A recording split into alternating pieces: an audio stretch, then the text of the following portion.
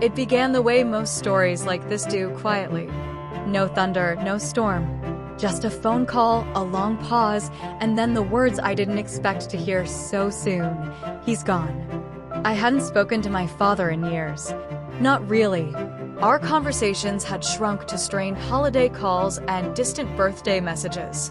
And now, all the things I had buried, resentments, unanswered questions, love I never knew how to express, they came crashing down all at once. I flew back for the funeral. The house smelled the same, of old books, cedarwood, and dust. But it felt emptier than I had ever imagined. My father had lived a quiet, almost secretive life after Mom died. No friends I really knew of. No new family. Just solitude. That night, the lawyer handed me a small flash drive. "He left this for you," she said. I took it without speaking, without even thinking. I didn't open it until 2 days later, sitting alone at 3 a.m., unable to sleep, craving one last connection. The file was called The Final Message, but the video wouldn't play properly. Glitched frames, broken audio, cuts, and static. Only fragments survived. His voice, ghostly, distorted, came in pieces. "If you're watching this, there are things I never told you." Then it cut to black. I stared at the screen for what felt like hours. Then I pressed play again. Another piece. "Not who you think I am." Pause. Then a flash of an image, a woman I didn't recognize, standing in the rain, holding a child. Cut. And suddenly, it wasn't just a message. It was a mystery. The days that followed were a blur. I started digging through my father's house, room by room. I found photo albums with pages ripped out, books with letters tucked between them, a locked drawer I never remembered seeing. I cracked it open to find a shoebox filled with old cassette tapes, labeled in his handwriting. May 1987, April 1992, November 2003, all before my mother died. I didn't even own a cassette player. I had to search the town just to find one. The static on those tapes was deafening. But when I finally heard his voice, younger, gentler, more unsure, I realized something. This wasn't just a record of his life. It was a confession.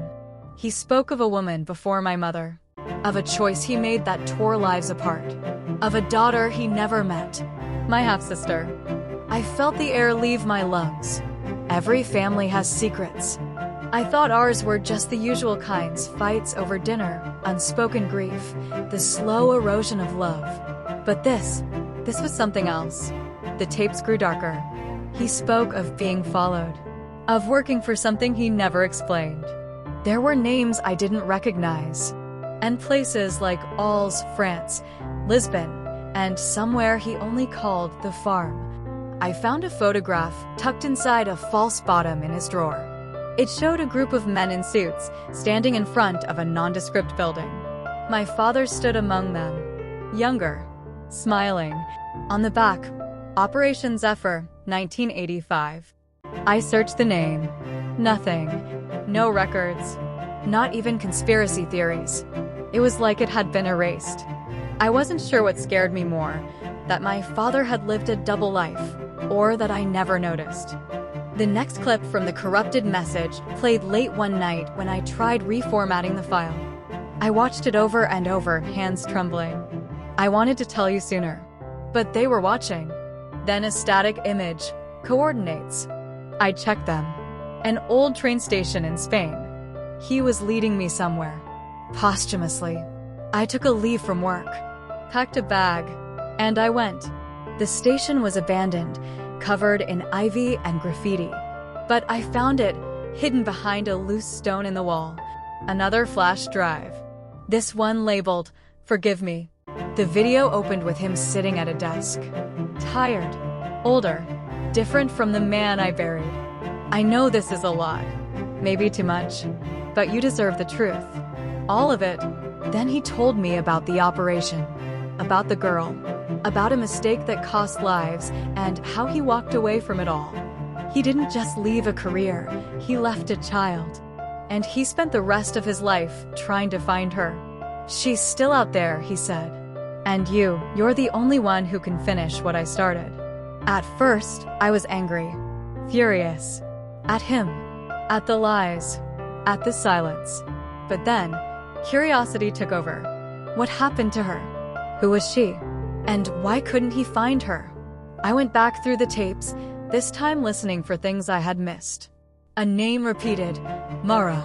I searched online, scanned public records, scoured old letters. After weeks of dead ends, I found her living under a different name in Romania. An artist. 2 children. She didn't know about me, or our father. I wrote her a letter. She never replied. Months passed. Life resumed, but I wasn't the same. I had questions no one could answer and grief that didn't have a clean ending. But one night, another envelope arrived in the mail. No return address. Inside, a single sheet of paper. In handwriting just like mine. I saw your letter. I needed time. Below it, a plane ticket. And a photo. The 2 of us. As children. Together. I cried for an hour. Then I packed my bag again. Meeting Mara was surreal. She looked so much like our father, his eyes, his calm. But she was guarded. Wounded. We walked for hours. Talked about our lives. Our different versions of the same man. He had sent her letters too, but she had buried them long ago. She had tried to forget. But we couldn't ignore what bound us. We buried the last of him together.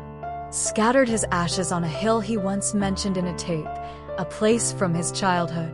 And there, in the golden light of dusk, I finally understood. The message wasn't about the past. It was about forgiveness. About connection. About legacy.